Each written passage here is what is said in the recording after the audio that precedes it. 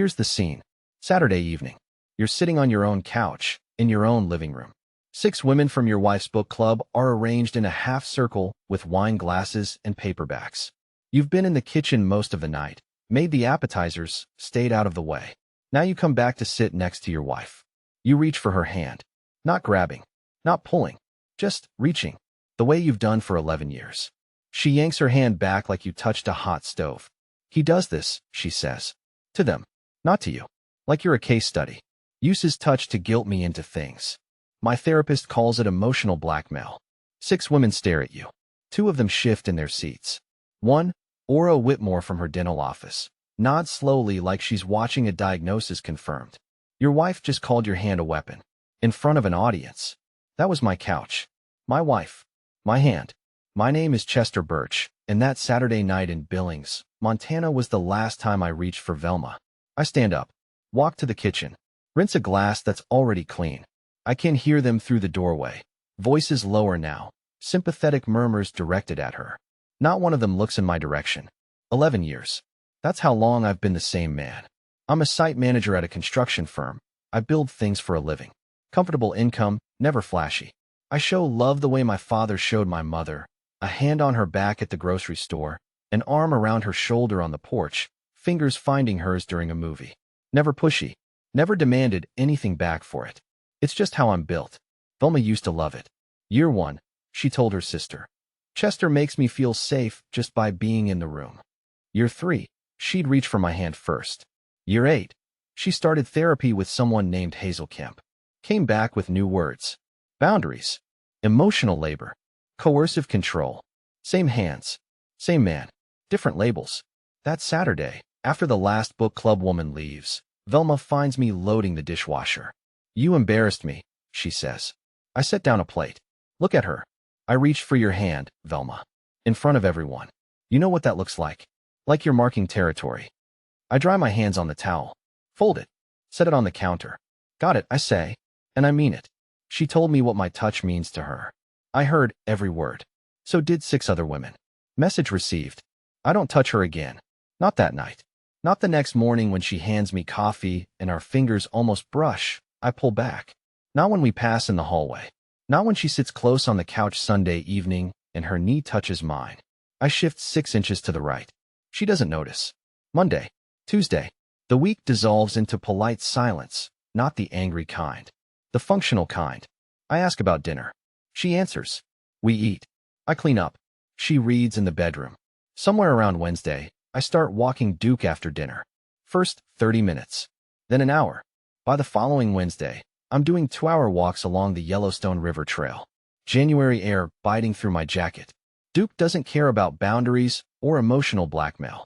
He just walks beside me. And Velma still hasn't noticed. Day 11. I'm counting now, not on purpose, just awareness. 11 days since I touched my wife.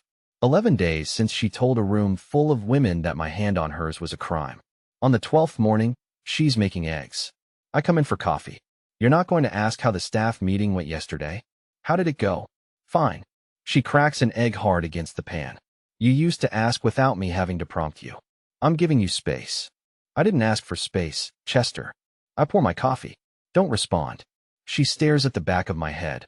I can feel it the way you feel weather changing. Day 14. Thursday night. We're on the couch watching the news, some segment about a big defamation settlement. Fox and Dominion resolving their case. Velma reaches for my arm. Her fingers land on my forearm. Light, almost hesitant. I don't flinch. I don't pull away. I just don't respond. Sit perfectly still, like a stranger on a bus who someone accidentally touched. She pulls her hand back. What's wrong with you? I keep my eyes on the screen. Nothing. Respecting your boundaries. That's not what she stops. Resets. I never said don't touch me ever. You said I use touch to guilt you into things. You said your therapist calls it emotional blackmail. You said it in front of 6 people. I take a sip of coffee. I listened. She opens her mouth, closes it, gets up and goes to the bedroom. Here's the thing about giving someone exactly what they asked for. Sometimes it's the loudest thing you can do. That weekend, I'm putting up shelves in the garage. Duke's lying by the door. Velma comes out. First time she's been in the garage in months. You've been out here all morning. Shelves need doing. You never used to spend this much time in the garage. I never used to need a room where I could use my hands without someone calling it a felony. She flinches. Not physically, something behind her eyes. For a second, I see the woman I married. The one who would have heard that and said, Chester, I'm sorry. Let's talk about this. But that woman gets edited in real time now. The version that comes out is the one who spent 2 years learning to diagnose instead of listen. That's not fair, she says. Neither was January 18th. She walks back inside. I keep drilling. The next week, Velma recalibrates. Suddenly, she's in the kitchen when I'm cooking. Stands close. Brushes past me in the hallway. Contact that looks accidental, but isn't. She puts her hand on my shoulder while I'm reading the paper. I don't react. Not warmth, not coldness. Just nothing. You're punishing me, she says Friday morning over cereal. I'm not. This is exactly what my therapist warned me about. Emotional withdrawal as control. I set down my spoon.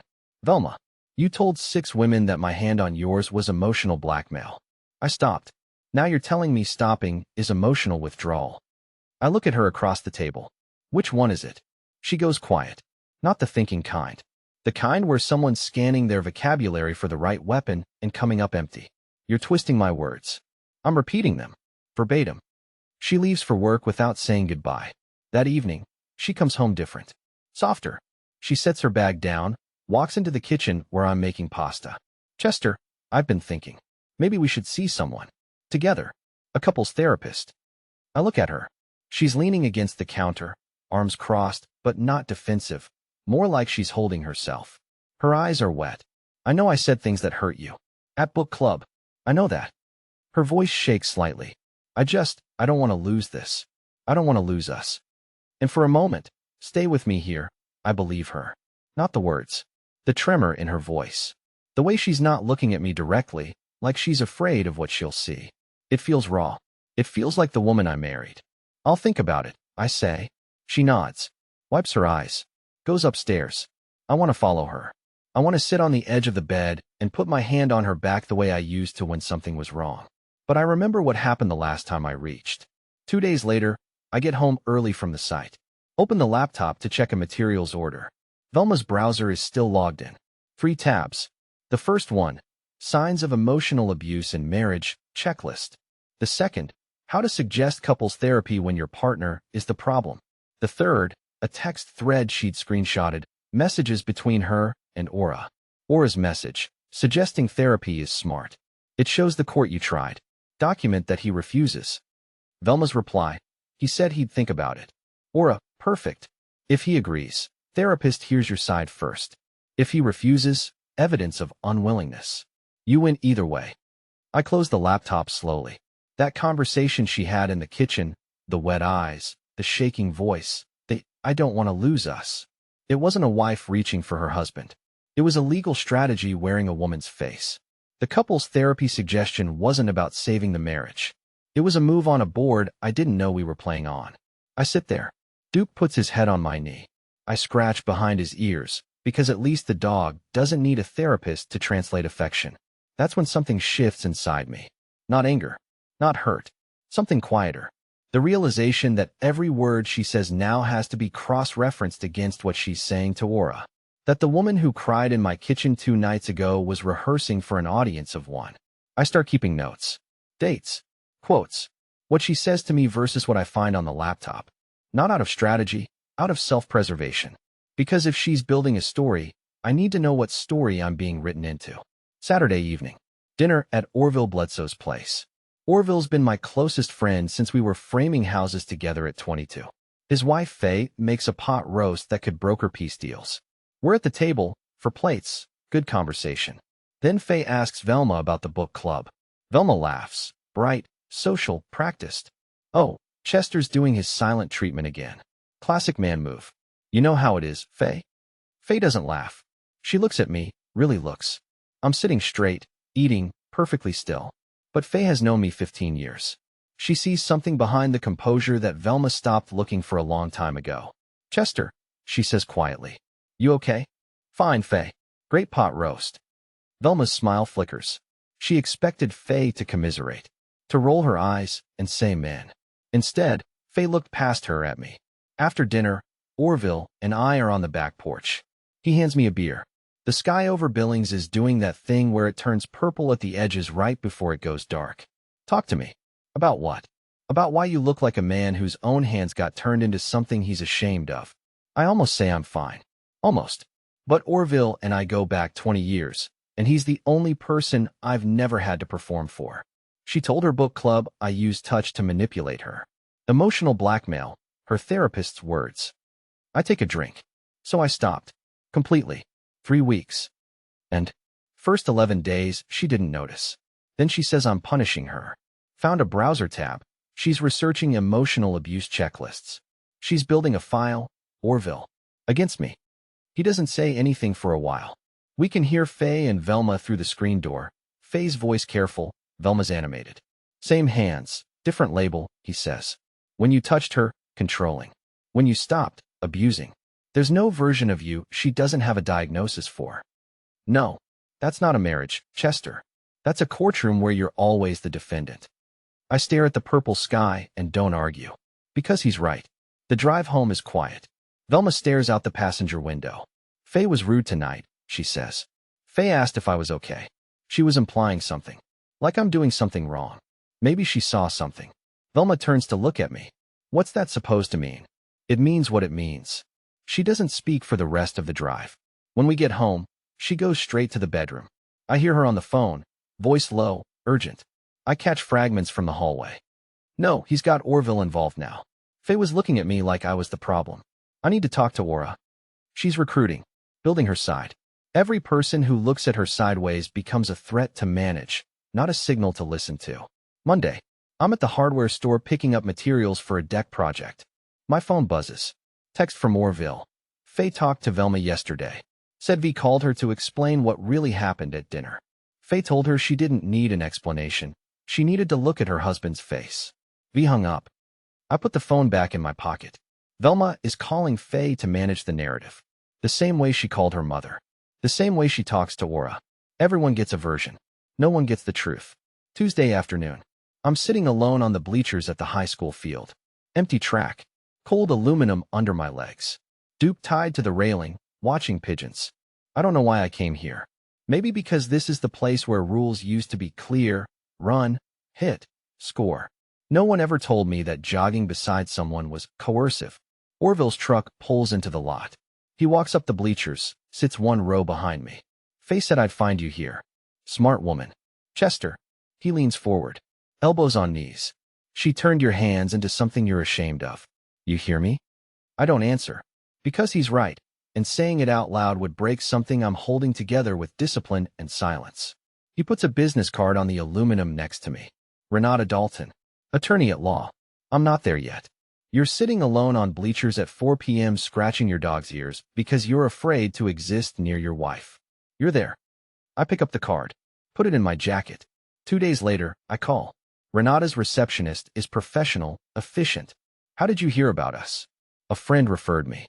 I see. We actually have a note. A Velma Birch was referred to our office recently by an Aura Whitmore. Is there a connection? The floor shifts. Velma Birch is my wife.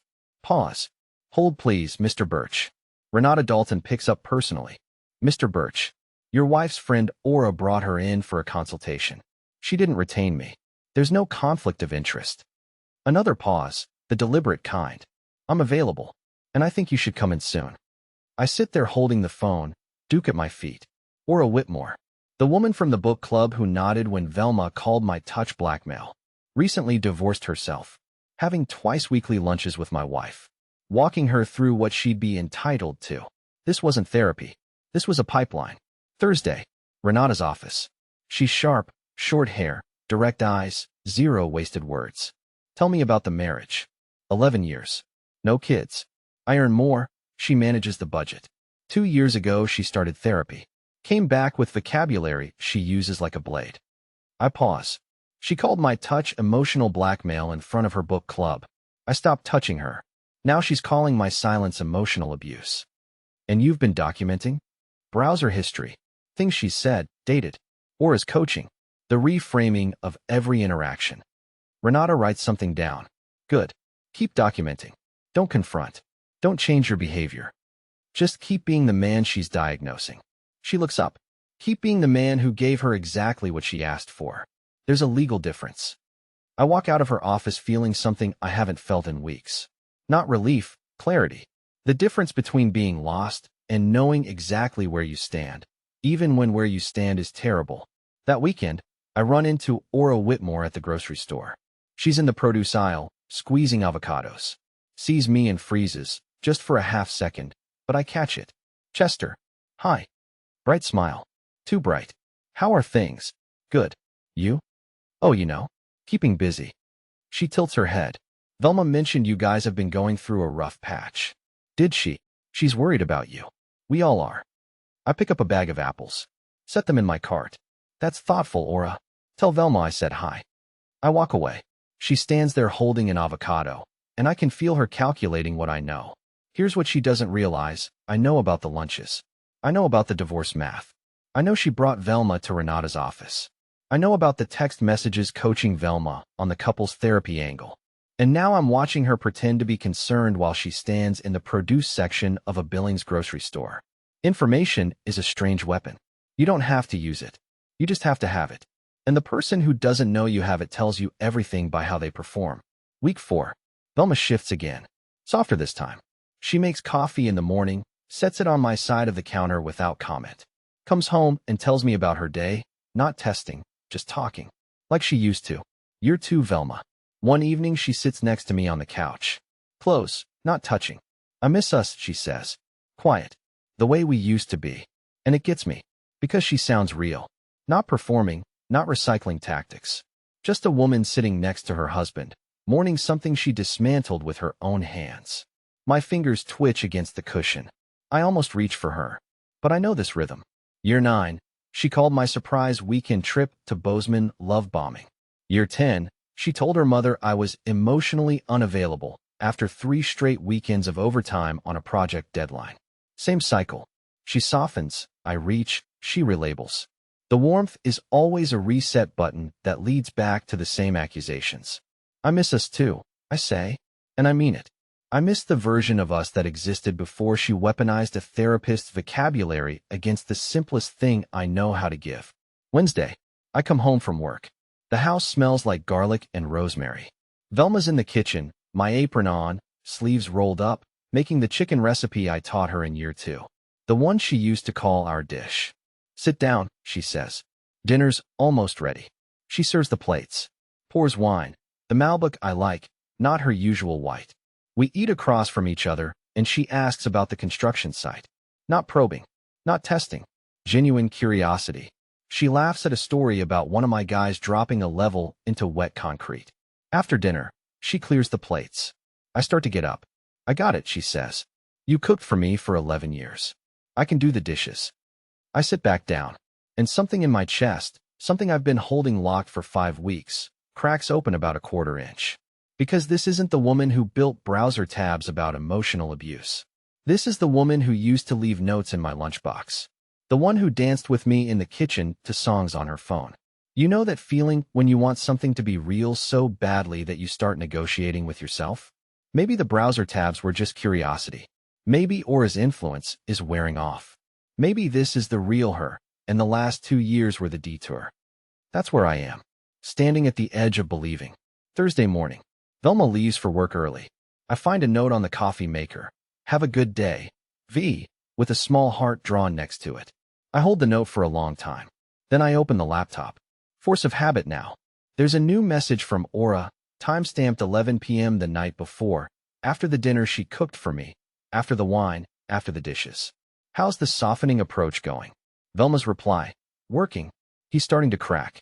Give it another week and he'll reach for me first. Then I have the pattern documented. He always initiates after pulling away.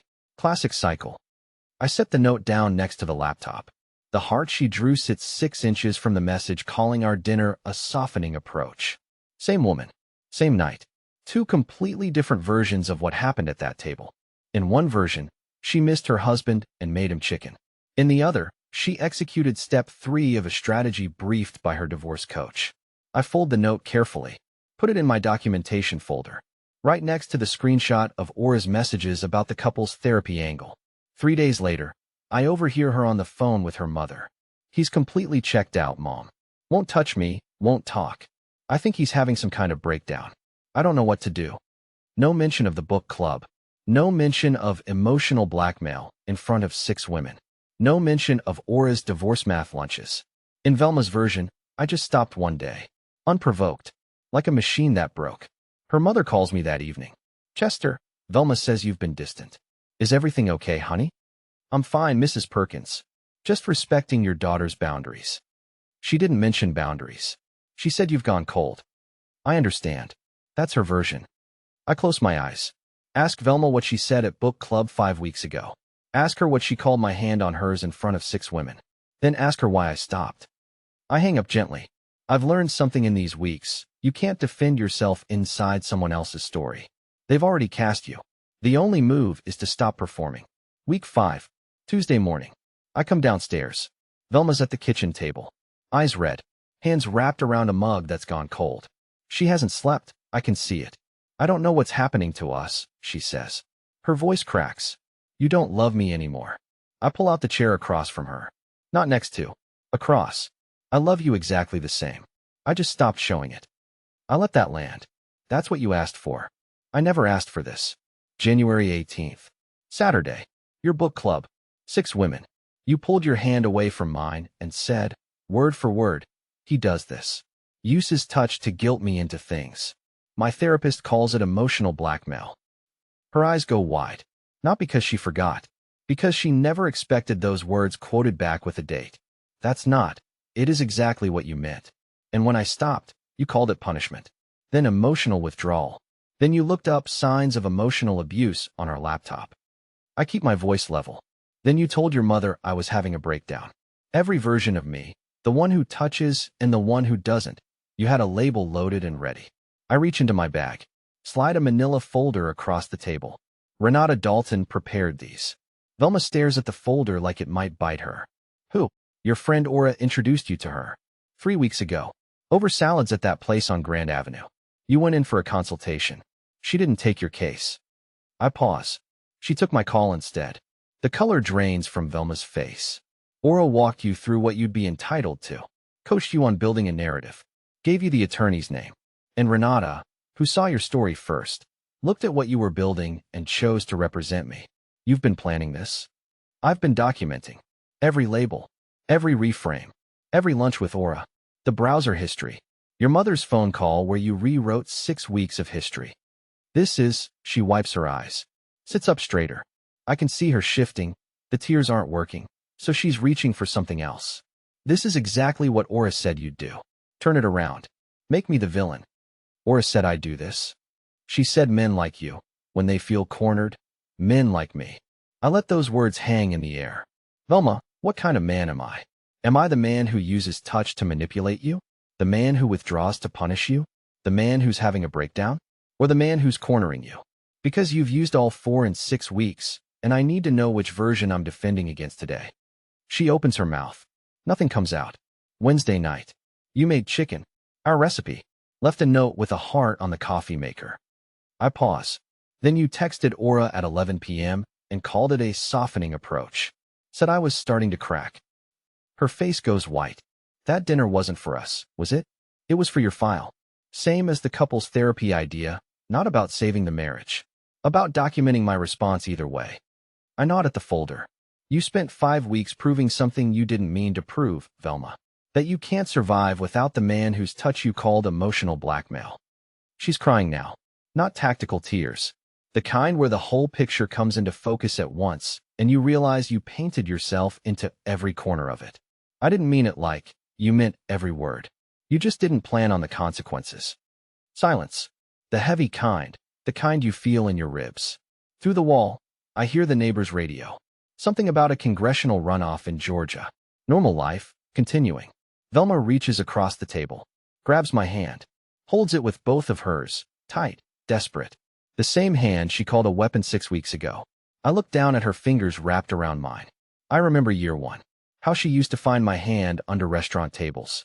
How she'd lace her fingers through mine during movies and squeeze during the scary parts. How she told her sister that Chester Birch made her feel safe just by being in the room. Gently, I pull free. Stand up. Clip Duke's leash. Open the front door. Chester, please. You told me what my hands are, Velma. I believed you. 2-hour walk. Same trail along the Yellowstone. Same cold March air. Duke at my side, not diagnosing a thing. This time, I don't come back. Some labels, once you stick them on someone's love, don't peel off. They just dissolve whatever was underneath. Dear listeners, that's our ending. If it resonated, subscribe to support the channel. See you next time.